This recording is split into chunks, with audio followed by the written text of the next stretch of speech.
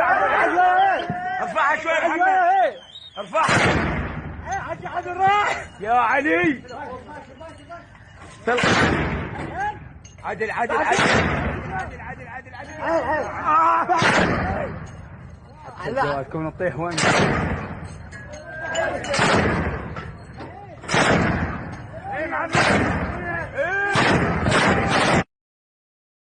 Hello, I'm a retired general. Welcome to my channel. I'm here because what you see on the news tells you what is happening. I'm going to tell you what it means, as someone who has read intelligence assessments and been inside decision-making rooms. One more thing before we begin. This channel uses its revenue to fund student scholarships. If you subscribe, like, and comment, you are directly supporting that mission. Please hit subscribe now and turn on notifications. Now let's get into it. America has deployed A-10 Warthog jets, AH-64 Apache attack helicopters, and destroyed 130 Iranian naval vessels. 44 mine-laying ships are at the bottom of the Persian Gulf. 22 countries signed a statement of support.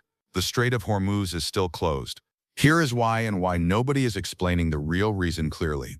Stay with me. By the end of this video, you will understand the single decision made 5 months before this war started that is the actual reason 150 ships are sitting outside the strait right now. At Fort Bragg in North Carolina, the order came in and 3,000 paratroopers of the 82nd Airborne Division began moving. This is the Division-Ready Brigade. Its mission is to deploy anywhere in the world within 18 hours of notification.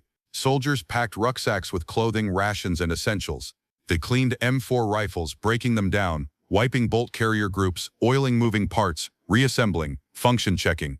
Machine gunners pulled belted ammunition from crates, fed rounds through their weapons to verify smooth feeding, coiled the belts into ammo cans. C-17 Globemasters lined up on the tarmac with ramps down. HIMARS rocket launcher vehicles were driven aboard and chained to cargo decks. Forklifts hauled pallets of equipment up the ramps.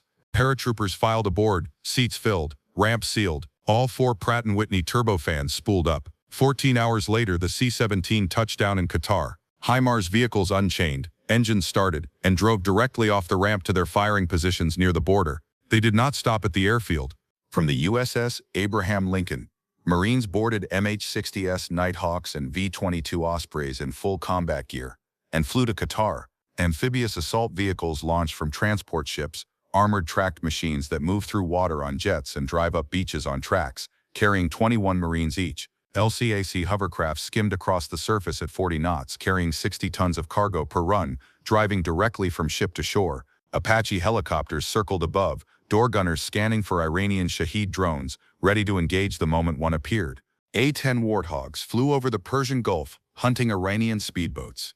The 30mm Gatling cannon, Cold War tank killers, now flying slow and low over the Gulf. CENTCOM confirmed 130 Iranian naval vessels destroyed, 44 mine layers sunk. The strait is still closed. Now here is the reason. In September 2025, 5 months before this war started, the United States Navy decommissioned its 4 Avenger-class minesweepers from the Persian Gulf. The plan was to transition to unmanned systems. The unmanned replacements were in Malaysia on a logistics stop when the war began. Britain's last minesweeper came home from the Gulf in January 2026, transported on a cargo ship because it was too old and broken to sail back under its own power. No replacement was sent. 5 months before Iran mined the strait, both the US and UK removed the exact ships designed to clear those mines. The UK Defense Secretary said on the record this week that mine clearance is near impossible during active conflict. Columbia University's Energy Policy Center estimates the best minesweepers in Europe are months away from reaching Hormuz. Even after they arrive, clearing the strait takes additional weeks. The US Navy is refusing near-daily requests from the shipping industry to escort vessels, saying risks are too high. In 1988, a guided missile frigate hit a single Iranian mine in the Gulf. The explosion broke the ship's keel, 60 sailors injured. That was a less mined, less missile-covered, less drone-saturated waterway than today. And here is what makes this situation even harder to resolve. Iran is not running a blockade. It is running a filter. In 24 days, 21 tankers crossed the strait. Before the war, 100 ships crossed every single day. That is a 96% reduction. Of those 21, almost all were Iranian, Chinese, or Indian vessels given specific corridor approval by the IRGC. Iran's own oil leaves on ghost tankers with AIS transponders switched off, invisible to maritime surveillance. Chinese and Indian ships move through with diplomatic clearance negotiated directly with Tehran. Western commercial vessels sit outside and wait. Lloyd's of London war risk premiums have made most Western voyages financially unviable before a single weapon is fired.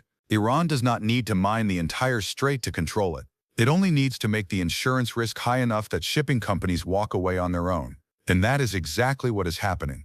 150 ships anchored outside the strait right now. The strait is not closed to the world. It is closed selectively. Iran decides who gets through. 22 countries signed a piece of paper. 0 minesweepers are in position. The A-10s and Apaches are doing their job. And the strait still belongs to Iran.